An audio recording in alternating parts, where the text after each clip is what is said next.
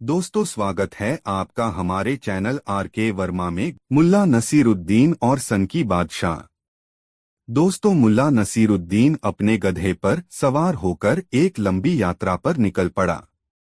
वह यूं ही देश दुनिया की पहचान के इरादे से एक दिन अपनी बेगम को यह समझाकर अपने घर से निकला था कि 1 साल पूरा होते होते वह लौट आएगा। 3 महीने की अनथक यात्रा के बाद मुल्ला नसीरुद्दीन 10 कोस में फैले मरुस्थल वाले इलाके में चला आया। इस मरुस्थल के उस पार से एक नया राज्य शुरू होता था। अगर मरुस्थल पूरी तरह सीधे रास्ते से पार कर लिया जाए तो उस राज्य की राजधानी में पहुंचा जा सकता था। मरुस्थल कहने को तो 10 कोस चौड़ाई वाला था, मगर उसे पार करने में 7 दिन लगते थे। वैसे ऊंट की सवारी की जाए तब सफर आसान और कम समय लेने वाला हो जाता।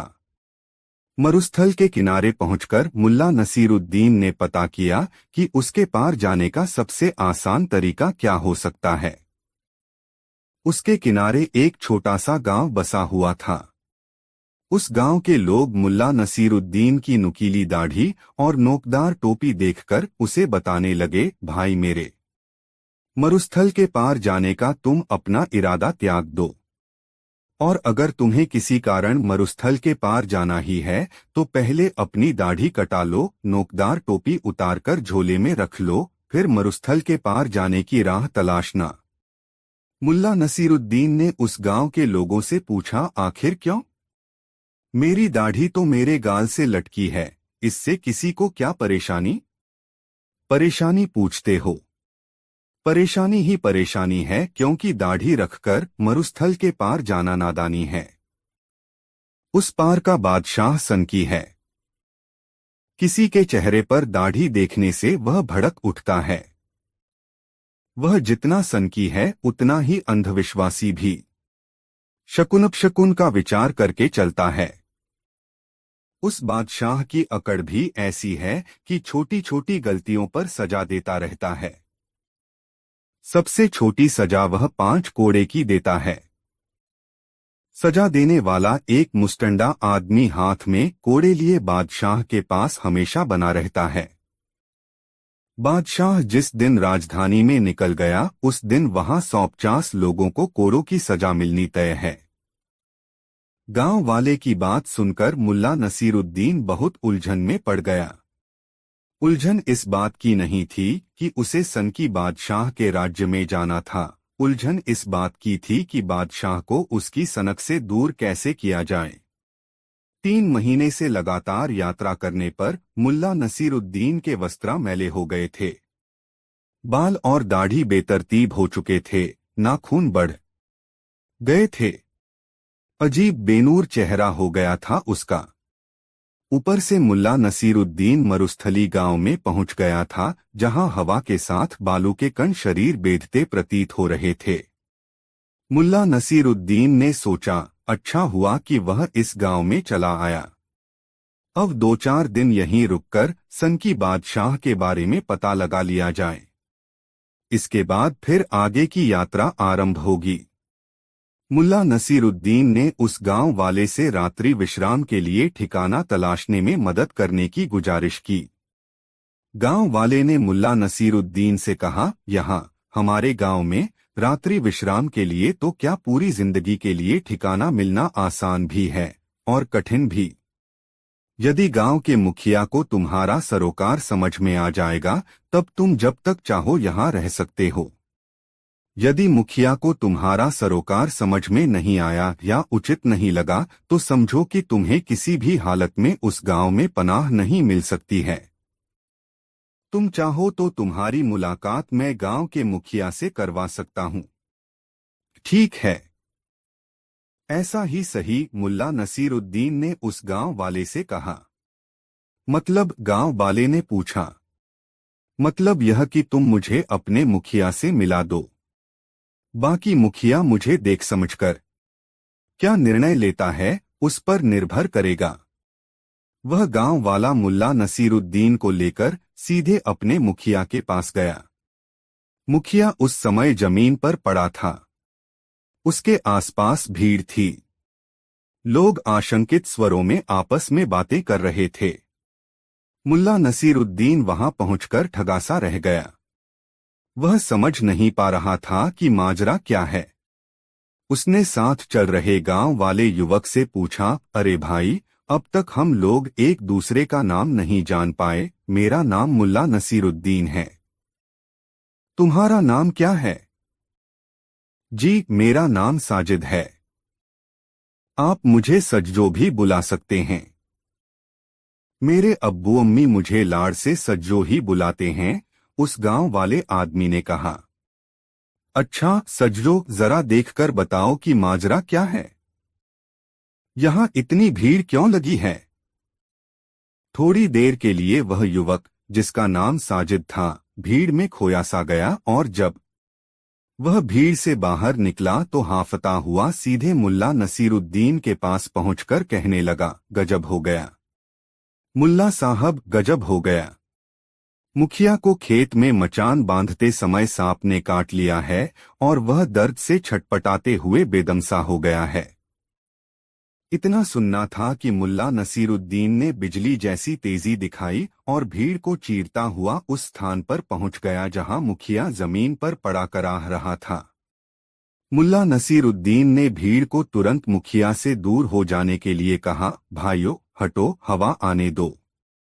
अभी मुखिया को साफस्वच्छ वायु की जरूरत है। मुल्ला नसीरुद्दीन ने अपने कंधे से टंगी झोली में से एक डोरी निकाली और मुखिया के पांव पर जहां सांप काटे का निशान था, उससे कुछ ऊपर डोरी बांधते हुए कहा, आप घबराएं नहीं मुखिया जी, सांप का विष मैं निकालूंगा आपके शरीर से। ऐसे भी सभी सांप जहरीले नहीं होते। बस आप हिम्मत न हारें। मुखिया अब तक सवालिया निगाहों वाले लोगों की भीड़ से घिरा हुआ था। काफी देर से उससे लोग यही पूछ रहे थे, क्या हुआ मुखिया जी, मगर चार किसी के पास कोई निदान नहीं था। इतनी देर में ऐसा पहली बार हो रहा था कि कोई आदमी उससे कुछ ऐसा कह रहा था जिससे उसे यह भरोसा हो कि उसके जीवन की रक्षा हो सकती है। मुखिया ने मुल्ला नसीरुद्दीन को देखकर याद करने की कोशिश की कि वह कौन है, किंतु वह उसे याद नहीं कर पाया और सोचा कि सांप काटे का मंत्रा जानने वाला होगा। उसे सांप काट लेने की खबर फैलने के कारण किसी दूसरे गांव से आया होगा। उसी समय मुल्ला नसीरुद्दीन ने गांव वालों से एक चाकू और आग जलाने के लिए लकड़ी मंगवाई। गांव के लोग उत्सुकता से मुल्ला नसीरुद्दीन की कारगुजारियों को देख रहे थे। उसने पहले आग जलाई, फिर उसमें चाकू के फाल को लाल होने तक तपाया और फिर मुखिया के पांव में पड़े सांप के दांत के निशान के पास एक गहरा चीरा लगा दिया। चीरा लगने से मुखिया तड़प उठा। मुखिया को चीखता देखकर मुल्ला नसीरुद्दीन ने कहा, मुखिया जी, खुदा का शुक्र है कि आपके शरीर में जहर नहीं फैला है। आपकी आंखें चमक रही हैं, सांसें सही ढंग से चल रही हैं। मैंने सांप काटे के स्थान पर लंबा चीरा लगा दिया है, खून रिसने दें। फिर खुद अपने हाथ से घाव वाले स्थान पर दबाव डालकर मुखिया के पांव से खून निकालने की कोशिश करने लगा। उसकी इस कोशिश से मुखिया दर्द से बिलबिला गया। थोड़ी देर के बाद मुल्ला नसीरुद्दीन मुखिया के पास से उठ गया और खेत के किनारे किनारे थोड़ी दूरी तक गया तथा एक पौधे के पत्ते तोड़ने लगा। जल्दी ही मुल्ला वहां से मुट्ठी भर पत्ते लेकर लौट आया और अपनी तलहथी पर उसको मसलने लगा। जब उसे अच्छी तरह मसल चुका तब उसका रस मुखिया के घाव पर टपकाना शुरू किया। मुखिया का कराहना रुक गया। मुल्ला नसीरुद्दीन ने देखा घाव से खून का रिसाव भी रस के प्रभाव से रुक गया है। उसने साफ कपड़ा मंगाकर मुखिया के पांव की पट्टी कर दी और मुखिया को सहारा देकर उठाया। फिर उसने मुखिया से कहा, मुखिया जी, अब कोई खतरा नहीं है। खतरा होना होता तो अब तक हो गया होता। 2-3 घंटे का समय सांप का विष चढ़ने के लिए काफी होता है। यह घाव भी जल्दी ही भर जाएगा। मुखिया मुल्ला नसीरुद्दीन से प्रभावित था। उसने मुल्ला नसीरुद्दीन के कंधे का सहारा लेकर कहा, चलो मेरी झोंपड़ी तक छोड़ दो। लेकिन मैं आपकी झोंपड़ी कहाँ है यह जानता ही नहीं, मुझे आप बताए किधर चलना है, मैं आपको जहाँ कहें पहुँचा आऊँगा, मुल्ला नसीरुद्दीन ने कहा। मुखिया ने मुल्ला नसीरुद्दीन का चेहरा देखा, फिर उसे भरपूर दृष्टि से सर्वांगीण निहारा और पूछा, परदेसी हो? जी हाँ मुखिया जी, परदेसी हूँ और साजिद के साथ आपके पास इस गांव में 2-4 रोज ठहरने की इजाजत लेने के लिए आया था, मुल्ला नसीरुद्दीन ने कहा। साजिद? साजिद? अच्छा वो सजरो, तुम उसे कैसे जानते हो? मुखिया ने मुल्ला नसीरुद्दीन से पूछा। जैसे आपको जानता हूँ। कोई परिचय नहीं है, फिर भी परिचय है। कोई सरोकार नहीं है, फिर भी सरोकार है, मुल्ला नसीरुद्दीन ने सरलता से कहा। उसके चेहरे पर मासूमियत विराज रही थी। मुखिया मुल्ला नसीरुद्दीन का कंधा थामे अपनी झोंपड़ी की ओर चल रहा था। थोड़ी ही देर में वह अपनी झोंपड़ी के सामने था। उसने मुल्ला नसीरुद्दीन से पूछा, परदेसी तुम्हारा नाम क्या है? मेरा नाम मुल्ला नसीरुद्दीन है। मुल्ला नसीरुद्दीन मुखिया कई बार यह नाम उच्चारित किया और अचानक चैंक कर पूछने लगा, मुल्ला नसीरुद्दीन? कहीं बुखारा वाला मुल्ला नसीरुद्दीन तो नहीं? हाँ वही, मुल्ला नसीरुद्दीन ने कहा। अरे मुल्ला नसीरुद्दीन, आप मेरी झोंपड़ी में मेहमान बनकर जब तक चाहे रहें। यह तो हमारा सौभाग्य है कि आप हमारे घर मेहमान होंगे। मुल्ला नसीरुद्दीन को उस गांव में रहने की इजाजत मिल गई और मरुस्थल के उस पार के राज्य और वहां के सनकी बादशाह के बारे में सटीक जानकारियां देने के लिए मुखिया की आत्मीयता प्राप्त हो गई। दूसरे दिन मुल्ला नसीरुद्दीन ने मुखिया के घाव की पट्टी बदली। उस समय वह मुखिया को देवदूत की तरह लग रहा था। पट्टी बदल देने के बाद उसने मुखिया से कहा, 2-3 दिन में ही घाव भर जाएगा, आप चिंता न करें। मुझे अब कोई चिंता नहीं हो रही है। तुम अब मेरे पास हो, यही मेरे लिए बहुत है। मुखिया शाम तक पूरी तरह खुद को स्वस्थ महसूस करने लगा, तब उसने साजिद को बुलवाया। साजिद के आने पर मुखिया ने उससे कहा, सज्जो, जानते हो तुम जिस अजनबी को लेकर आए, वह अजनबी बुखारा की जानीमानी हस्ती है। एक बहुत बड़ा विद्वान और समझदार व्यक्ति। आज से तुम उसकी सेवा और सहयोग के लिए उसके साथ रहो। वह जिधर जाना चाहे ले जाओ और जो कुछ भी देखना चाहे उसे दिखाओ। मुल्ला नसीरुद्दीन उस समय झोंपड़ी के बाहर टहलते हुए मुखिया के पांव के घाव के लिए औषधीय पौधे की तलाश कर रहा था। वह 2 मुट्ठी औषधीय पत्ते तोड़कर मुखिया की झोंपड़ी में आया। तब मुखिया ने उससे कहा, मुल्ला नसीरुद्दीन, अभी से आपकी सेवा सहायता के लिए मैंने साजिद को तैनात किया है। आपको जिस चीज की जरूरत हो निसंकोच उससे कहना। मुझे शायद किसी चीज की जरूरत नहीं पड़े। भोजन और शयन की व्यवस्था आपने कर दी है। इससे ज्यादा मुझे कुछ चाहिए नहीं। आपके पांव के घाव भर जाए तब तक मैं यहाँ रुकूंगा। इसके बाद मरुस्थल पार के राज्य में जाऊंगा। सुना है वहां के लोग अपने बादशाह से परेशान हैं और उसे सनकी मानते हैं, मुल्ला ने मुखिया से कहा। अच्छा तो इस गांव में रुकने का तुम्हारा यह मकसद था? मुखिया ने मुल्ला नसीरुद्दीन की आंखों में झांकते हुए कहा। थोड़ी देर तक मुखिया चुप रहा और फिर मुल्ला नसीरुद्दीन से कहने लगा, मुल्ला नसीरुद्दीन, मेरी समझ से बादशाह अंधविश्वासी हो गया है। उसका अंधविश्वास ही उसकी सनक का कारण है। अंधविश्वास? कैसा अंधविश्वास है बादशाह को? बादशाह को अंधविश्वास है कि दाढ़ी वाले व्यक्ति मनहूस होते हैं। अगर कोई दाढ़ी वाला सुबह सुबह दिख जाए तो पूरा दिन व्यर्थ हो जाता है। उसे यह अंधविश्वास उस दिन से है जिस दिन सुबह सुबह उसके पिता से एक दाढ़ी वाला सौदागर मिलने आया। उस दिन ही उसके पिता घोड़े से गिर पड़े और उन्हें अंदरूनी चोटें आईं। उसके बाद उसके पिता लंबे समय तक बीमार रहे और एक दिन बिस्तर पर ही प्राण त्याग दिया। उस समय ज्योतिषी, नजूमी वगैरह की खूब चली। यह नजूमियों की ही कारस्तानी है कि बादशाह के दिमाग में कूट कूट कर अंधविश्वास भर दिया गया है।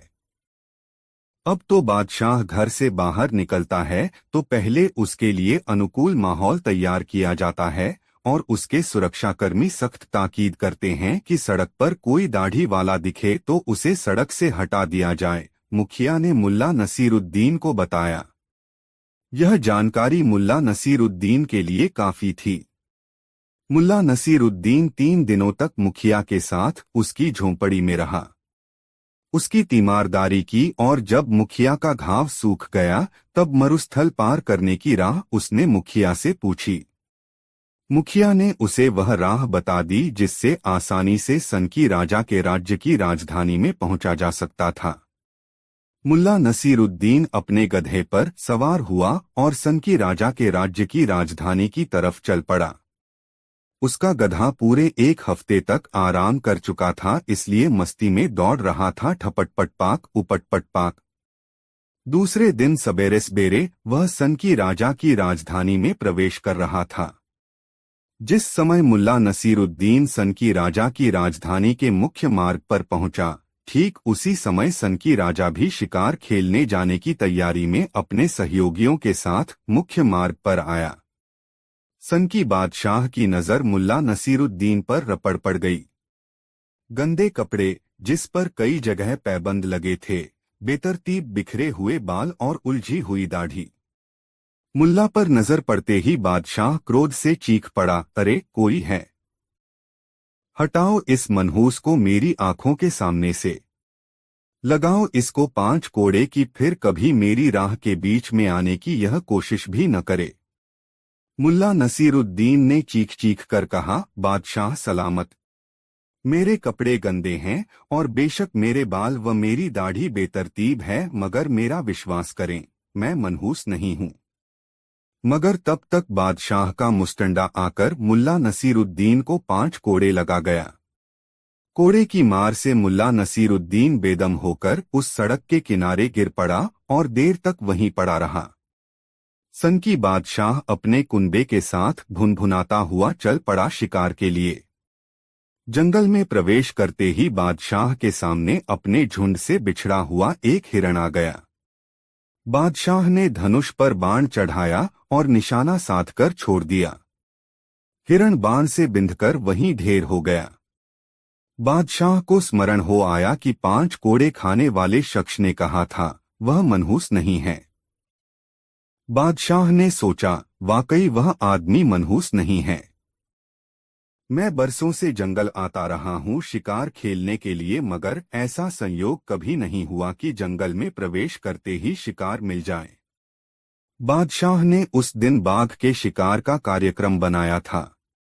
जंगल से गुजरने वाली नदी के किनारे एक पेड़ पर बादशाह के लिए पहले से मचान बना हुआ था। बादशाह के आने के बाद एक मेमना वहां बांधा गया। बादशाह अपने सहयोगियों के साथ मचान पर चढ़ गया। अभी बादशाह को मचान पर चढ़े कुछ देर ही हुआ था कि मेमना मेमे करता हुआ पूरी ताकत से रस्सी तोड़कर भागने की कोशिश करने लगा। बादशाह ने देखा, एक बाघ पानी पीने के लिए नदी किनारे आ रहा था और मेमने पर नजर पड़ते ही वह वहीं घात लगाकर ठहर गया। बाघ अपने शिकार को देख रहा था और बादशाह और उसके सहयोगी अपने शिकार को। बादशाह ने धनुष पर बाण चढ़ाया और उसके सहयोगियों ने भी। बादशाह के इशारा करते ही एक साथ कई बाणों से बिंध गया बाघ और देखते ही देखते वहीं ढेर हो गया। बादशाह ने सोचा, वह आदमी ठीक ही कह रहा था कि वह मनहूस नहीं है। बेकार ही उसे कोड़े पड़े। यहाँ तो यह सिद्ध हो रहा है कि उसका चेहरा अपशकुनी कतई नहीं, बल्कि उसे देखकर आने के कारण जंगल में बिना प्रयास के शानदार शिकार मिल गया। बादशाह और उसके सहयोगी हिरण और बाघ के शिकार को अपने साथ घोड़े पर लादकर राजधानी की तरफ बढ़ने लगे। इतनी जल्दी शिकार मिल जाने का उन्हें उत्साह था। वे खुश खुश लौट रहे थे। जब वे लोग राजधानी के मुख्य मार्ग पर आए तब बादशाह को याद आ गया कि इसी सड़क के मुहाने पर उसके कहने से एक निर्दोष गधा सवार को कोड़ों से मारा गया। इस समय भी मुल्ला नसीरुद्दीन बेदमसा उसी स्थान पर पड़ा था।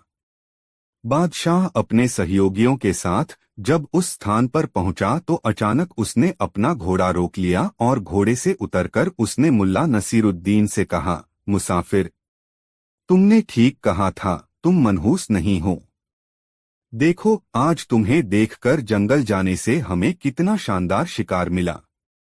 मुल्ला नसीरुद्दीन ने कराहते हुए बादशाह से कहा, बादशाह सलामत, आप मेरे चेहरे नहीं अपने चेहरे के बारे में सोचिए कि वह कैसा है जिसे सुबह सुबह पहली बार देखने के बाद मुझे अकारण कोड़े खाने पड़े और मेरी हालत यह हो गई कि जमीन से उठ पाना भी मुश्किल हो गया है। मुल्ला नसीरुद्दीन की बात सुनकर बादशाह बहुत लज्जित हुआ और मुल्ला नसीरुद्दीन को वहां से उठवाकर अपने महल में ले आया, जहां बादशाही चिकित्सक के इलाज से वह जल्दी ही ठीक हो गया। जब उस राज्य से मुल्ला नसीरुद्दीन अपने गांव की ओर लौटने लगा तब तक बादशाह अपनी सनक से आजाद हो चुका था। दोस्तों, कहानी कैसी लगी कमेंट में जरूर बताएं। दोस्तों, मुल्ला नसरुद्दीन और ज़मीन का खजाना। एक बार मुल्ला नसरुद्दीन अपने गांव में बैठे हुए थे जब एक आदमी उनके पास आया और बोला, मुल्ला, मुझे तुम्हारे पास एक बहुत महत्वपूर्ण सवाल पूछना है। तुम कहते हो कि तुम्हारे पास बहुत ज्ञान है, तो क्या तुम मुझे एक ऐसी चीज बता सकते हो जो मैं अपनी जिंदगी में कभी न भूलूं?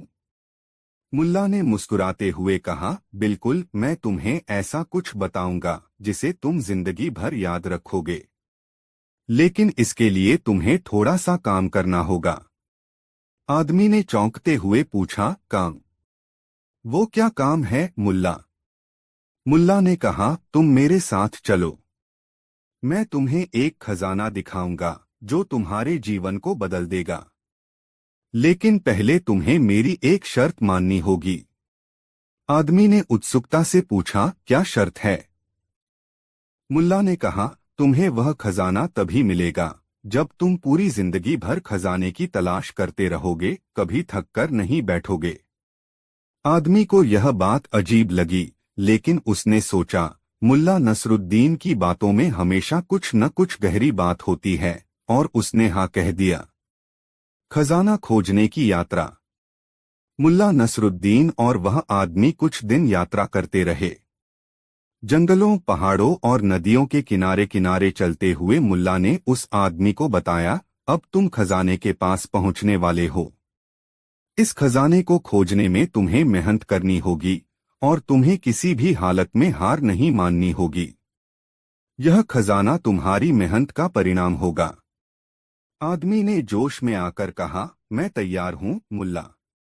अब हम खजाना ढूंढने के लिए किसी भी मुश्किल का सामना करेंगे। अगले दिन मुल्ला और वह आदमी एक पहाड़ी की ओर बढ़े। मुल्ला ने कहा, यह पहाड़ी तुम्हारी परीक्षा है। ऊपर चढ़ने के बाद तुम देखोगे कि खजाना जमीन के नीचे दफन है। लेकिन वहां पहुंचने के लिए तुम्हें अपने संकल्प को मजबूत रखना होगा। वे दोनों पहाड़ी की चोटी पर पहुंचे। मुल्ला ने अपने दोस्त से कहा, यहां से नीचे जमीन में खजाना दफन है, लेकिन अगर तुम हार मान गए तो तुम कभी उसे पा नहीं सकोगे। आदमी ने खुद को आश्वस्त किया और खुदाई शुरू कर दी। वह दिन रात खुदाई करता रहा, लेकिन कोई खजाना नहीं मिला। धीरे धीरे वह थकने लगा और उम्मीद छोड़ने लगा। लेकिन मुल्ला ने उसे समझाया, तुम्हारी मेहनत का फल एक दिन जरूर मिलेगा। अगर तुम अभी रुक गए तो कभी नहीं जान पाओगे कि खजाना तुम्हारे पास था। आखिरकार उस आदमी ने हार मानते हुए खुदाई बंद कर दी और मुल्ला से कहा, मुल्ला, मुझे लगता है कि यह सब सिर्फ एक धोखा था। खजाना कहीं नहीं है। मैंने मेहनत की, लेकिन कोई फल नहीं मिला। अब मैं थक गया हूं। मुल्ला ने हंसते हुए कहा, ठीक है, तुमने मेहनत की और तुमने कुछ सीखा। अब तुम मेरे साथ वापस गांव चलो। मैं तुम्हें बताता हूं कि खजाना क्या था। खजाना और सच्चाई। वह आदमी और मुल्ला वापस गांव लौटे। मुल्ला ने उसे अपने घर के पास एक छोटे से बाग में ले जाकर कहा, यह वही खजाना था। तुम्हारी मेहनत ही असली खजाना थी। जिस खजाने की तुम तलाश कर रहे थे, वह तुम्हारी मेहनत, समर्पण और उम्मीद में था। आदमी को समझ में आ गया कि मुल्ला का असली संदेश क्या था। उसने मुल्ला से कहा, मुल्ला, अब मुझे समझ में आ गया है। असल में खजाना हमारी मेहनत, संघर्ष और लगातार प्रयासों में छिपा होता है। हमें उसकी कीमत तभी समझ में आती है जब हम उसे प्राप्त करने के लिए कड़ी मेहनत करते हैं।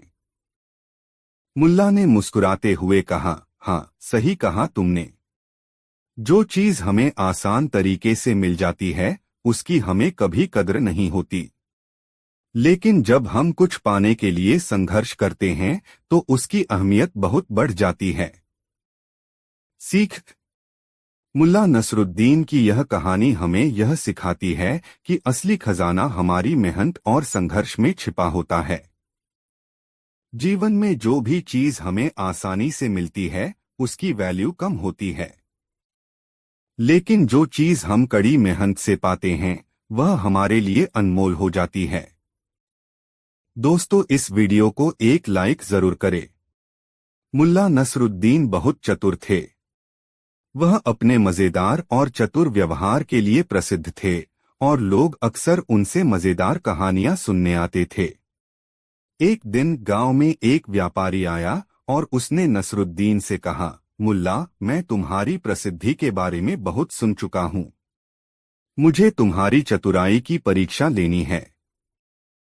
नसरुद्दीन मुस्कुराए और बोले, ठीक है, तुम मेरी परीक्षा ले सकते हो, लेकिन ध्यान रखना, मैं तुम्हें न केवल अपनी चतुराई से परास्त करूंगा, बल्कि तुम्हारी सारी योजना उल्टी कर दूंगा। व्यापारी ने हंसते हुए कहा, तुम्हें ऐसा कुछ भी नहीं होगा। मैं तुम्हें 3 सवाल पूछूंगा, और अगर तुम सही जवाब नहीं दे पाए, तो मैं तुम्हें सिखा दूंगा कि चतुराई क्या होती है। नसरुद्दीन ने झट से कहा, ठीक है, लेकिन अगर तुम हार गए, तो तुम्हें मुझे अपनी सबसे कीमती वस्तु देनी होगी। व्यापारी ने सोचा कि वह मुल्ला को आसानी से हर लेगा और बोला, यह ठीक है। पहला सवाल। व्यापारी ने पहला सवाल पूछा, तुम्हारे पास 2 बर्तन हैं, एक बर्तन में पानी है और दूसरे में तेल। तुम इन दोनों बर्तनों को एक ही जगह पर कैसे रख सकते हो बिना इन्हें मिलाए? नसरुद्दीन ने सोचा और फिर कहा, तुम दोनों बर्तनों को एक साथ एक स्थान पर रख सकते हो, बस दोनों बर्तनों को एक एक हाथ से पकड़े रहो। व्यापारी चौंका, क्या यह जवाब है? नसरुद्दीन ने मुस्कराते हुए कहा, हाँ, तुम्हारे पास दोनों बर्तन एक ही जगह होंगे, लेकिन वो एक दूसरे से अलग रहेंगे। व्यापारी को कोई जवाब नहीं सूझा और वह चुप हो गया। दूसरा सवाल। अब व्यापारी ने दूसरा सवाल पूछा, यदि तुम्हें यह बताया जाए कि एक बाघ और एक शेर दोनों एक साथ एक जंगल में रहते हैं, तो तुम दोनों को कैसे शांत कर सकते हो? नसरुद्दीन हंसी में बोले, आसान है। दोनों को एक ही खाने की चीज दे दो, फिर देखो दोनों शेर और बाघ दोस्त बन जाएंगे। व्यापारी ने कहा, यह कोई चतुराई नहीं है। नसरुद्दीन मुस्कराए और बोले, लेकिन यह जवाब सही है। अगर दोनों को एक ही चीज मिल जाए, तो क्यों नहीं शांत हो सकते? तीसरा सवाल। अंतिम सवाल व्यापारी ने पूछा, तुम एक बंजर भूमि पर हो, जहां न पानी है, न भोजन। तुम कैसे वहां जीवित रह सकते हो? नसरुद्दीन ने जवाब दिया, यह बहुत आसान है। मैं वहां पर रेत के बीच एक छोटी सी छाया बना लूंगा और बैठकर खुद से कहूंगा कि मैं बहुत खुश हूं और मुझे जीवित रहने की कोई चिंता नहीं होगी। व्यापारी ने चिढ़ते हुए कहा, क्या तुम्हारे पास कोई जवाब नहीं है? नसरुद्दीन मुस्कराए और बोले, यह सच्ची चतुराई है, खुश रहने की चतुराई। अंतिम परिणाम। व्यापारी को नसरुद्दीन के उत्तर समझ में नहीं आए और वह हार गया। उसने अपनी सबसे कीमती वस्तु, जो एक सुंदर अंगूठी थी, नसरुद्दीन को दे दी। नसरुद्दीन ने अंगूठी को लेकर कहा, याद रखना, सच्ची चतुराई सिर्फ दिमाग से नहीं बल्कि दिल से आती है। और जो खुद को खुश रखे वही सबसे चतुर होता है। कहानी से शिक्षा। यह कहानी हमें यह सिखाती है कि चतुराई सिर्फ बुद्धिमानी से नहीं आती बल्कि जीवन को सरलता से और खुशी से जीने की कला भी होती है। दोस्तों, कहानी कैसी लगी कमेंट बॉक्स में जरूर बताएं। दोस्तों, मुल्ला नसरुद्दीन और खोया हुआ ऊंट। एक दिन मुल्ला नसरुद्दीन अपने गांव के पास वाले शहर जा रहे थे। रास्ते में उन्हें कुछ लोग मिले जो परेशान और चिंतित नजर आ रहे थे। उनमें से एक ने मुल्ला से कहा, ओ मुल्ला, क्या आपने एक भूरे रंग का ऊंट देखा है? वह हमारा ऊंट कहीं खो गया है। मुल्ला नसरुद्दीन ने अपनी दाढ़ी सहलाते हुए कहा, क्या वह ऊंट लंगड़ा है? आदमी हैरान होकर बोला, हाँ बिल्कुल, यह तो सही है। लेकिन आपको कैसे पता? मुल्ला ने फिर पूछा, क्या ऊंट की पीठ पर भारी सामान लदा हुआ था, एक तरफ चीनी और दूसरी तरफ चावल? आदमी और भी ज्यादा चकित हुआ। जी हाँ बिल्कुल, आप तो जैसे हमारे ऊंट को अच्छी तरह जानते हैं। मुल्ला ने अगला सवाल पूछा, और क्या ऊंट ने रास्ते में अपने पैरों के निशान छोड़ते हुए दाएं तरफ ज्यादा झुकाव बनाया था? आदमी अब पूरी तरह से आश्वस्त हो गया कि मुल्ला ने ऊंट को जरूर देखा होगा। वह बोला, मुल्ला साहब, आप हमारे ऊंट के बारे में इतना सब कुछ जानते हैं। कृपया हमें बताइए कि आपने उसे कहाँ देखा? मुल्ला की चतुराई। मुल्ला ने गंभीरता से कहा, मैंने तुम्हारे ऊंट को देखा ही नहीं है। यह सुनकर लोग गुस्से से भर गए। तुमने देखा नहीं तो फिर इतनी सारी बातें कैसे बता दी? तुम हमारा मजाक उड़ा रहे हो। मुल्ला नसरुद्दीन मुस्कुराए और समझाने लगे, सुनो, मैंने देखा कि रास्ते में एक पैर के निशान बाकी 3 पैरों के मुकाबले हल्के थे, इसलिए मुझे समझ में आ गया कि ऊंट लंगड़ा है। फिर मैंने देखा कि जमीन पर चीनी की कुछ बूंदें और चावल के कुछ दाने गिरे हुए थे, इसलिए अंदाजा लगाया कि उसके ऊपर ये सामान लदा था। और जहां तक ऊंट के झुकाव की बात है, पैरों के निशान देखकर समझ आया कि वह दाईं तरफ झुककर चल रहा था। लोग हैरान रह गए। उन्होंने कहा, मुल्ला, तुम्हारी बुद्धिमानी का तो कोई जवाब नहीं, लेकिन इससे हमारा ऊंट तो वापस नहीं मिलेगा। मुल्ला का मजेदार जवाब। मुल्ला ने हंसते हुए कहा, ऊंट ढूंढना तुम्हारा काम है। मैं तो सिर्फ यही बता सकता हूं कि तुम उसे कैसे खो बैठे। कहानी की सीख। मुल्ला नसरुद्दीन की इस कहानी से हमें यह सीख मिलती है कि बुद्धिमानी हर जगह काम आ सकती है, लेकिन कभी कभी लोग समझने की बजाय अपनी समस्या के लिए दूसरों को जिम्मेदार ठहराने लगते हैं। इस कहानी में मुल्ला ने अपनी चतुराई से यह साबित कर दिया कि बिना ऊंट देखे भी उसके बारे में बहुत कुछ बताया जा सकता है, बस निरीक्षण करने की कला होनी चाहिए। दोस्तों, मुल्ला नसरुद्दीन और उनका अजीब घर। एक बार मुल्ला नसरुद्दीन अपने गांव से बाहर एक छोटे से कस्बे में गया। रास्ते में उसने देखा कि एक घर की दीवारों पर कुछ अजीब सी चीजें पड़ी थीं, रंग बिरंगे कपड़े, जूते, बर्तन और किताबें हर जगह बिखरी हुई थीं। नसरुद्दीन को बहुत हैरानी हुई और वह घर के अंदर जाने का फैसला करता है। घर के दरवाजे पर दस्तक देते हुए वह कहता है, क्या तुम यहाँ रहते हो? अंदर से एक आवाज आती है, हाँ, कौन है? नसरुद्दीन घर में घुसता है और देखता है कि घर में एक आदमी बैठा है जो बहुत गंदा और अस्तव्यस्त लग रहा है। उस आदमी की पोशाक भी बहुत अजीब थी, जैसे वह बहुत दिनों से नहाया नहीं हो। मुल्ला नसरुद्दीन उससे पूछता है, तुम इस घर में क्यों रहते हो? यह तो बहुत गंदा और अस्तव्यस्त है। आदमी हंसते हुए जवाब देता है, यह घर मेरी तरह है। मैं इसे ठीक करने की कोशिश करता हूँ, लेकिन कभी कुछ नया जुड़ जाता है और फिर से सब बिखर जाता है। यही मेरा जीवन है। नसरुद्दीन सोच में पड़ जाता है। फिर वह आदमी से कहता है, तुमने यह जो किया है वह बहुत अच्छा है। मुझे तुमसे एक सवाल पूछना है, क्या तुम समझते हो कि यह गड़बड़ कैसे ठीक हो सकती है? आदमी सोचता है और कहता है, अगर मैं एक अच्छा रास्ता जानता तो क्या मैं खुद को इस स्थिति में छोड़ता? नसरुद्दीन हंसते हुए कहता है, तो फिर तुम मुझे क्या सलाह दोगे?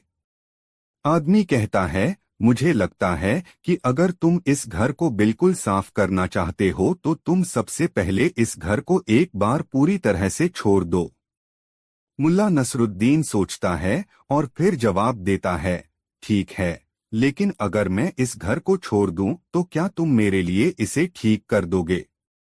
आदमी मुस्कुराता हुआ कहता है, नहीं, मैं इस घर को ठीक नहीं कर सकता, क्योंकि यह घर सिर्फ तुम्हारा है, तुम ही इसे ठीक कर सकते हो। सीख। मुल्ला नसरुद्दीन की यह कहानी हमें यह सिखाती है कि हमें अपनी समस्याओं और परिस्थितियों को सुधारने के लिए खुद ही प्रयास करना चाहिए। दूसरों से मदद ले सकते हैं, लेकिन अंतिम जिम्मेदारी हमें खुद पर ही डालनी होती है। यह भी दिखाता है कि जिन समस्याओं को हम अनदेखा करते हैं वे हमें और ज्यादा उलझा सकती हैं। दोस्तों, वीडियो को एक लाइक जरूर करें। दोस्तों, मुल्ला नसरुद्दीन और ढेर सारे सवाल। एक दिन मुल्ला नसरुद्दीन अपने घर के पास एक चाय की दुकान पर बैठकर चाय पी रहे थे। तभी एक आदमी आया और उन्हें देखकर बोला, मुल्ला, मैं आपसे कुछ सवाल पूछना चाहता हूँ। मुझे लगता है कि आप बहुत समझदार आदमी हैं। नसरुद्दीन ने मुस्कुराते हुए कहा, सवाल पूछो, मैं जवाब देने के लिए तैयार हूँ। आदमी ने पहला सवाल पूछा, मुल्ला, बताओ, अगर एक पेड़ पर 10 आम लटक रहे हैं और उनमें से 5 गिर जाते हैं तो पेड़ पर कितने आम रहेंगे? नसरुद्दीन ने बिना हिचकिचाए जवाब दिया, कोई नहीं। आदमी हैरान होकर बोला, क्यों? नसरुद्दीन ने ठहाका लगाते हुए कहा, अगर पेड़ पर आम हैं तो यह सिर्फ आम की बात हो रही है, पर अगर आम गिर गए हैं तो अब बात गिरे हुए आम की हो रही है, तो वह अब पेड़ पर नहीं रह सकते। आदमी थोड़ा उलझन में पड़ा, लेकिन फिर भी दूसरा सवाल पूछा, ठीक है, अब बताओ, अगर एक आदमी सुबह अपने घर से निकलता है और सारा दिन वह इधर उधर घूमता है तो वह कब वापस अपने घर पहुंचेगा? नसरुद्दीन ने शरारत से मुस्कुराते हुए जवाब दिया, जब वह थक जाएगा तभी वह वापस घर लौटेगा। आदमी हक्का बक्का रह गया, लेकिन उसने फिर भी तीसरा सवाल पूछा, मुल्ला, अगर मेरे पास एक बकरा है और वह बकरा अचानक मरी मरी आवाजें करने लगे तो इसका क्या मतलब होगा? नसरुद्दीन ने बड़े मजे से कहा, इसका मतलब है कि वह बकरा गाय की तरह आवाज निकालने की कोशिश कर रहा है। आदमी ने नसरुद्दीन की ओर देखा और बोला, आप सचमुच बहुत समझदार हैं, मुल्ला। लेकिन मुझे अभी भी लगता है कि आपके जवाबों में कुछ गड़बड़ी है। नसरुद्दीन हंसते हुए बोले, कभी कभी जो समझदार लोग होते हैं उनका सबसे अच्छा जवाब वही होता है जो तुम खुद समझ नहीं पाते। आदमी ने माथे पर हाथ मारा और कहा, मुल्ला, आप तो समझते हैं, लेकिन मुझे लगता है मैं कुछ समझ नहीं पा रहा। नसरुद्दीन ने फिर कहा, यह भी एक तरह की समझ है। कहानी का संदेश। मुल्ला नसरुद्दीन की कहानियां हमें यह सिखाती हैं कि जीवन में सरलता और शरारत के बीच भी एक गहरी समझ हो सकती है। कभी कभी चीजों को इतना सीधा और स्पष्ट देखने के लिए हमें थोड़ी चतुराई और हास्य की जरूरत होती है। दोस्तों, मुल्ला नसरुद्दीन और उनकी चतुराई। एक दिन मुल्ला नसरुद्दीन अपने घर से बाहर जा रहे थे जब उन्होंने देखा कि गांव के कुछ लोग इकट्ठा हुए हैं और एक आदमी हाथ में एक बड़ा बर्तन लिए हुए खड़ा है। लोग उसकी ओर देख रहे थे और वह आदमी बड़बड़ाता जा रहा था, मैं दुनिया का सबसे समझदार इंसान हूँ, मेरे पास हर सवाल का जवाब है। कोई भी मुझसे कुछ भी पूछ सकता है, मैं उसे सही जवाब दूंगा। मुल्ला नसरुद्दीन ने यह सुना और मुस्कराए। उन्होंने उस आदमी से पूछा, क्या तुम सच में इतना समझदार हो? आदमी गर्व से बोला, हाँ बिल्कुल, मुझे हर सवाल का जवाब पता है। तुम मुझसे कोई भी सवाल पूछ सकते हो। मुल्ला ने सोचा, आज इस आदमी को मजा चखाते हैं। वह बोले, ठीक है, मैं तुमसे कुछ सवाल पूछता हूँ। अगर तुम सही जवाब दे सको तो मैं तुम्हारी इज्जत करूंगा, और अगर तुम जवाब नहीं दे सके तो तुम मेरी बात मानोगे। आदमी ने उत्साह से कहा, पूछो, मैं हर सवाल का जवाब दे सकता हूँ। मुल्ला ने पहला सवाल पूछा, वह क्या है जो हमेशा चलता रहता है लेकिन कभी थमता नहीं? आदमी ने सोचा और सोचते सोचते बोला, यह तो बहुत आसान है। समय। समय हमेशा चलता रहता है, चाहे हम चाहें या न चाहें। मुल्ला नसरुद्दीन मुस्कराए और बोले, सही जवाब है, लेकिन अब दूसरा सवाल सुनो। वह क्या है जो दिखाई नहीं देता लेकिन हर जगह होता है? आदमी और भी गंभीर होकर सोचने लगा, फिर उसने जवाब दिया, यह हवा है। हवा हमेशा होती है लेकिन हमें दिखाई नहीं देती। मुल्ला नसरुद्दीन ने फिर एक तीसरा सवाल पूछा, वह क्या है जो सबको चाहिए लेकिन किसी के पास नहीं होता? आदमी थोड़ा असमंजस में पड़ा। उसने सोचा, बहुत देर तक सोचने के बाद उसने कहा, यह शायद सच्चाई है, क्योंकि सच्चाई हमेशा छिपी रहती है और किसी के पास पूरी सच्चाई नहीं होती। मुल्ला नसरुद्दीन हंसते हुए बोले, यह भी ठीक जवाब है, लेकिन अब मैं तुमसे एक आखिरी सवाल पूछता हूँ। वह क्या है जो मैं तुम्हें दे सकता हूँ लेकिन तुम इसे छोड़ नहीं सकते? आदमी हैरान होकर बोला, मुझे नहीं पता, तुम कौन सा सवाल पूछ रहे हो? मुल्ला ने मुस्कराते हुए कहा, वो सवाल है तुम्हारा बर्तन। आदमी चौंका और अपना बर्तन अपने हाथ से गिरा दिया। तुम मुझसे मजाक कर रहे हो? मुल्ला नसरुद्दीन ने कहा, तुमने कहा था कि तुम सबसे समझदार हो, लेकिन तुम्हें समझदारी का असली मतलब तब समझ में आया जब तुम्हें खुद अपनी गलती का एहसास हुआ। आदमी शर्मिंदा होकर सिर झुकाए वहां से चला गया और मुल्ला नसरुद्दीन हंसते हुए गांव में वापस लौट गए। कहानी का सीख। इस कहानी से यह सीखने को मिलता है कि चतुराई केवल जवाब देने में नहीं, बल्कि सही समय पर सही सवाल पूछने और उसकी समझ में होती है। और हमेशा दूसरों की चतुराई पर गर्व करने से पहले खुद की समझ का मूल्यांकन करना चाहिए। दोस्तों, कड़ाके की ठंड पड़ रही थी। मुल्ला नसीरुद्दीन के गांव में पत्तों पर ओस की बूंदें जमकर बर्फ की शक्ल में तब्दील होने लगी थीं। गर्म कपड़ों के अलावा जिस्म को कंबल में लपेटे बगैर घर से निकलना किसी के लिए भी मुश्किल था। इस कड़ाके की ठंड में भी कंबल लपेटकर मुल्ला अपनी भेड़ को चराने के लिए निकलता था। मुल्ला ने 1 साल पहले एक मेमना खरीदा था जो उसके लालन पालन से अब एक भेड़ बन चुका था। भेड़ खूब मोटी और तंदुरुस्त थी। गांव में मुल्ला नसीरुद्दीन के जो संगी साथी थे, वे इस भेड़ को लोलुप नजरों से देखा करते और प्रायः आपस में चर्चा करते, मुल्ला नसीरुद्दीन की भेड़ तो गजब की है यार, इसका मांस बहुत लजीज होगा। तो कोई कहता, मुल्ला को कहो इस भेड़ की दावत हमें दे। एक दिन मुल्ला के दोस्तों ने बैठकर विचार विमर्श किया कि मुल्ला से क्या कहा जाए कि उस भेड़ का गोश्त खाने को मिले। और इसके बाद बातों का एक ऐसा सिलसिला शुरू हुआ जिसकी कल्पना कभी मुल्ला नसीरुद्दीन ने नहीं की थी।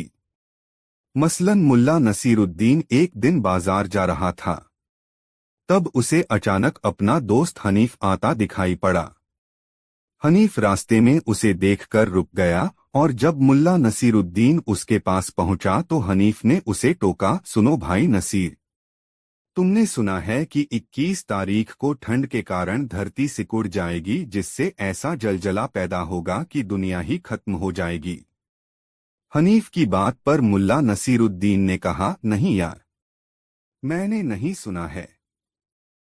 मगर यह बात तुमसे किसने कही? मुल्ला नसीरुद्दीन ने हनीफ से पूछा।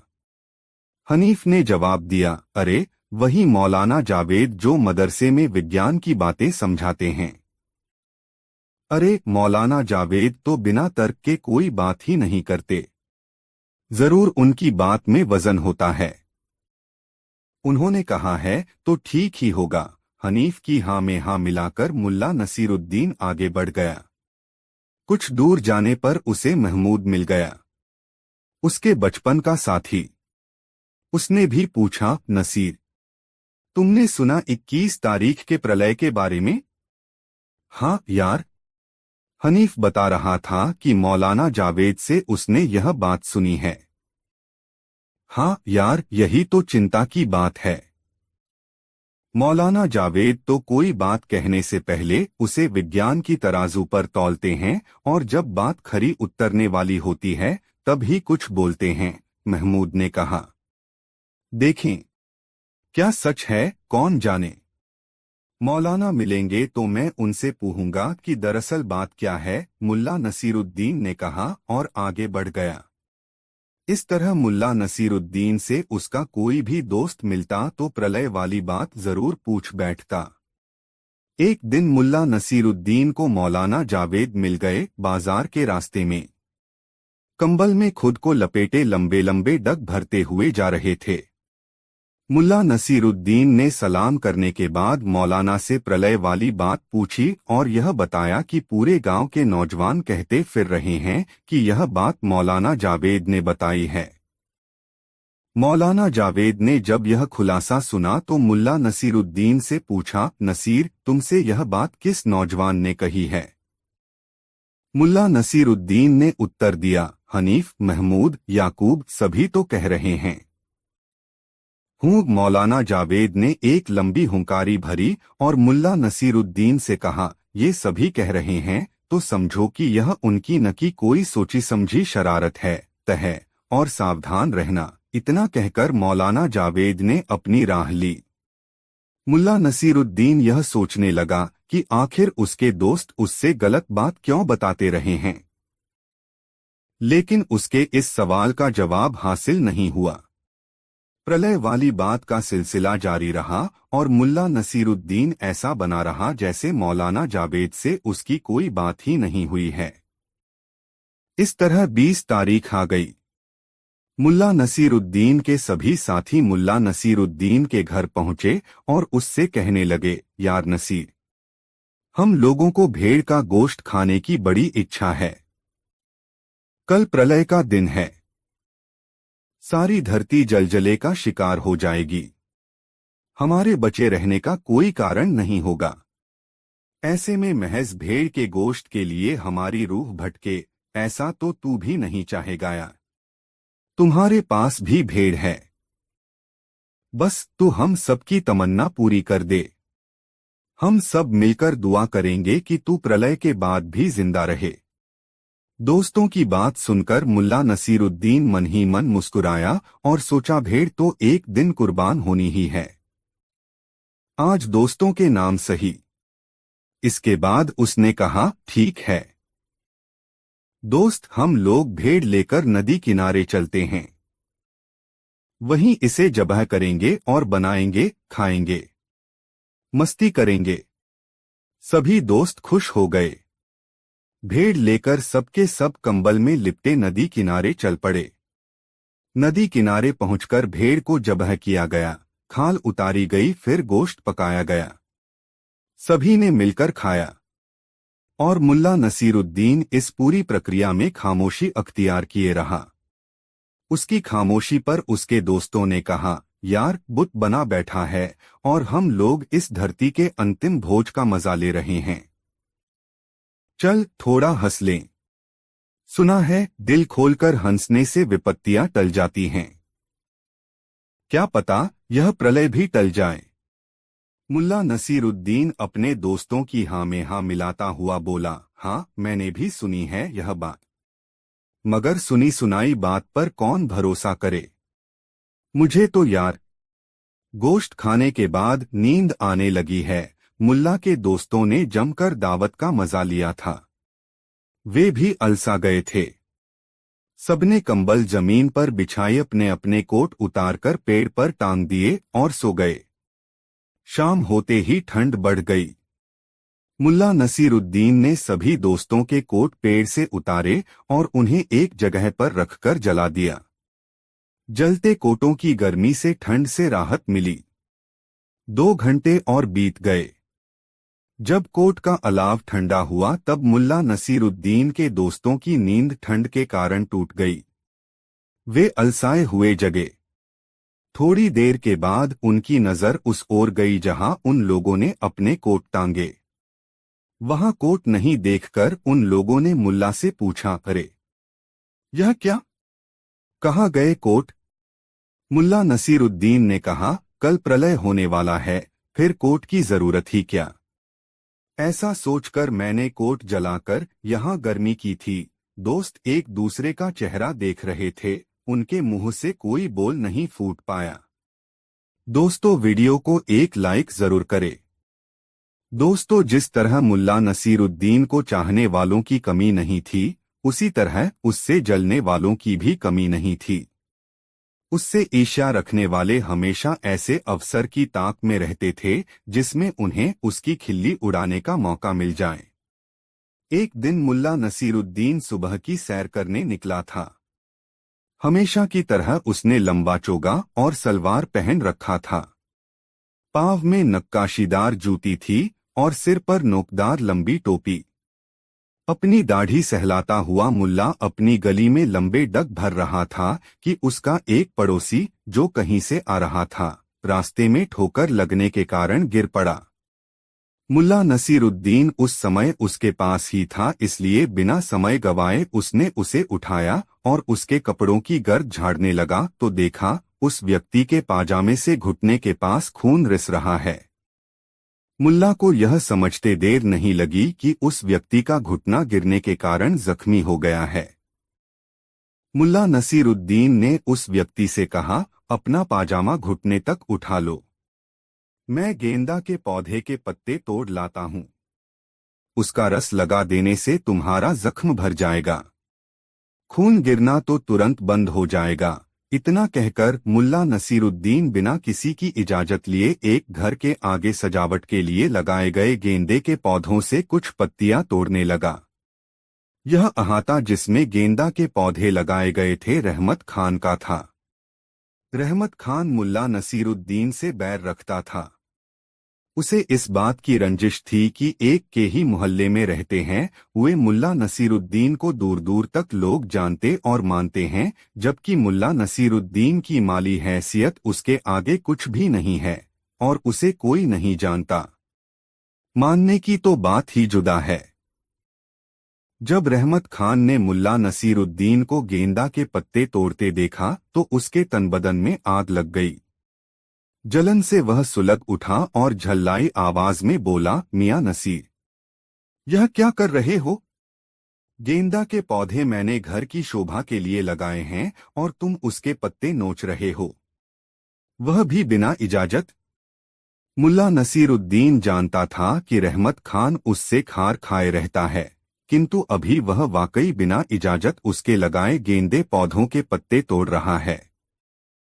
यह ख्याल आते ही कि रहमत का टोकना उचित है, उसने मासूमियत से कहा, माफ करना रहमू, इस आदमी के घुटने छिल गए हैं।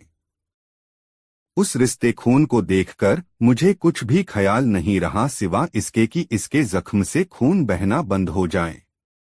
मैंने यहाँ गेंदे के पौधे देखे तो याद आया कि इसके रस से खून का बहना बंद हो सकता है। बस मैं गेंदा के पत्ते बेख्याली में तोड़ने लगा। ऐसा कहते हुए मुल्ला नसीरुद्दीन गेंदे के पत्तों को अपनी तलहथी पर मसलता भी रहा। रहमत खान मुल्ला नसीरुद्दीन को नीचा दिखाने पर आमादा था। उसने उससे कहा, हाँ ठीक है, पहले तुम इस आदमी का ठीक से इलाज कर लो। मैं भी एक हकीम की तलाश में था। अब तुम पास में हो तो क्या गम है, तुमसे ही अपना भी इलाज करवा लूंगा। दरअसल मुझे मालूम नहीं था कि तुम हकीमी भी करते हो। मुल्ला नसीरुद्दीन रहमत खान की बातों में छुपे व्यंग्य को समझ रहा था, मगर उसकी बातों पर ध्यान दिए बिना ही उसने उस चोटिल व्यक्ति के जख्म पर गेंदे के पत्तों का रस टपकाया। वाकई खून का बहना रुक गया। वह व्यक्ति मुल्ला नसीरुद्दीन को धन्यवाद कहता हुआ विदा हो गया। तब तक रहमत खान अपने दरवाजे पर खड़ा रहकर मुल्ला नसीरुद्दीन की हकीमी देख रहा था। जब मुल्ला नसीरुद्दीन अपने काम से मुक्त हुआ तब रहमत खान ने मुल्ला नसीरुद्दीन को व्यंग्य भरी ती से देखते हुए कहा, हो तो हकीम साहब, मुझे भी आपसे इलाज करवाना है। आप तो खुदाई खिदमतगार हैं, मेरा भी भला करें। मुल्ला नसीरुद्दीन समझ रहा था कि रहमत खान उसका मजाक उड़ा रहा है, मगर अपनी शैली में जीने का आदि मस्तमलंग मुल्ला अपने पड़ोसी रहमत खान की व्यंग्यबुझी बातों से अप्रभावित रहा और मुस्कुराते हुए पूछा, बताओ तो सही, तकलीफ क्या है? जितना तजुर्बा है उतनी मदद तो मैं किसी की भी करूंगा। रहमत खान ने मुल्ला नसीरुद्दीन के सामने खड़े होकर अपनी तोंद सहलाते हुए कहा, कल रात एक अजीब वाकया हुआ। वह भी तब जब मैं गहरी नींद सोया हुआ था। नींद में ही मुझे अकबकाहट महसूस हुई। मेरी आदत है कि मैं मुंह खोलकर सोता हूं। अकबकाहट के मारे मुझे जम्हाई आई और जम्हाई के कारण मेरा मुंह पूरा खुल गया। मेरे घर में बहुत चूहे हैं। जिस वक्त मैं जम्हाई ले रहा था उसी वक्त एक चूहा तेजी से दौड़ता हुआ आया और मेरे मुंह में घुसकर गले की नली के रास्ते मेरे पेट में पहुंच गया और वहीं ऊधम मचाए हुए है। कोई ऐसा उपाय बताइए कि यह चूहा मरे और मेरे पेट में शांति हो। बस इतनी सी बात। यह तो कोई ऐसी समस्या नहीं है कि चिंतित हुआ जाए। मुस्कुराते और अपनी दाढ़ी सहलाते हुए मुल्ला नसीरुद्दीन ने कहा, देखो रेहम, तुम बड़ा सा मुंह खोलकर जम्हाई लेना जानते ही हो। बस कहीं से एक छोटी सी बिल्ली पकड़ लाओ और मुंह बड़ा सा करके बिल्ली को गटक जाओ और 2-3 बार बाएं से दाएं, दाएं से बाएं करवटे लो और इसके कुछ देर बाद एक कटोरा ठंडा दूध पी लो। फिर देखो कमाल, बिल्ली चूहे को निगल जाएगी और तुम्हारे पेट में चल रहा चूहे का ऊधम बंद हो जाएगा। और हाँ, यह समस्या तो केवल सामान्य ज्ञान से हल हो जाने वाली समस्या थी, इसमें हकीमी की कोई जरूरत ही कहाँ थी। इतना कहकर मुल्ला नसीरुद्दीन फिर से लंबे डग भरने लगा। वह अपनी दाढ़ी भी सहलाता जा रहा था और मस्त चाल से चल भी रहा था। और रहमत खान कभी मुल्ला नसीरुद्दीन को तो कभी अपने अहाते में गेंदे के पौधों को देख रहा था अटका सा। दोस्तों, वीडियो को एक लाइक जरूर करें। दोस्तों, मुल्ला नसीरुद्दीन की अपने गांव में बड़ी ख्याति थी। उसे लोग विद्वान मानते थे। मुल्ला कितना पढ़ा लिखा था यह कोई नहीं जानता था, मगर उसकी हाजिर जवाबी के कायल थे उसके गांव के लोग। बचपन में मदरसे से गायब रहने के लाख बहाने होते थे उसके पास। मदरसे के मौलवी के प्रश्नों का जिस कुशलता से उत्तर देकर वह कक्षा से गायब रहने का दंड भुगतने से बच जाता था, उसकी दूसरी मिसाल खोजने से भी नहीं मिलेगी। बस अपनी कुशाग्र बुद्धि और हाजिर जवाबी के कारण वह बचपन में ही होनहार मान लिया गया था और उसी के बूते जवानी में विद्वान कहा जाने लगा। मुल्ला नसीरुद्दीन पढ़ता लिखता न भी हो, मगर पढ़ने लिखने वाला दिखता अवश्य था। उसकी नुकीली दाढ़ी और नोकदार टोपी उसके बुद्धिजीवी होने की गवाही देते थे। बचपन से ही वह बुद्धिबल के सहारे जीता रहा। गांव में उसकी साख ऐसी हो गई कि अगर किसी को बुद्धि की बातें समझने की जरूरत होती या किसी उलझन से निकलने के लिए तरकीब की जरूरत होती तो वह मुल्ला नसीरुद्दीन के पास आ जाता और वह भी बड़े सूफियाना अंदाज में समस्याओं का निदान सुझा देता। भोले भाले ग्रामीणों को इस बात से मतलब नहीं था कि कितना पढ़ा है। उन्हें जरूरत तो केवल इस बात की थी कि वक्त जरूरत उनकी समस्याओं का निदान बताता रहे। गांव में मुल्ला नसीरुद्दीन की बुद्धि और ज्ञान की प्रसिद्धि ऐसी थी कि अगर किसी से पूछा जाता कि इस गांव में सबसे विद्वान कौन, तो जवाब मिलता मुल्ला नसीरुद्दीन। और यदि यह पूछा जाता सबसे बुद्धिमान कौन, तब भी जवाब होता मुल्ला नसीरुद्दीन। यह मजेदार कहानी आपको कैसी लगी कमेंट बॉक्स में जरूर बताएं। ऐसी और नई मजेदार कहानी सुनने के लिए हमारे चैनल आरके वर्मा को सब्सक्राइब जरूर कर लें और यह वीडियो अपने मित्रों के साथ जरूर शेयर करें। वीडियो देखने के लिए बहुत बहुत धन्यवाद।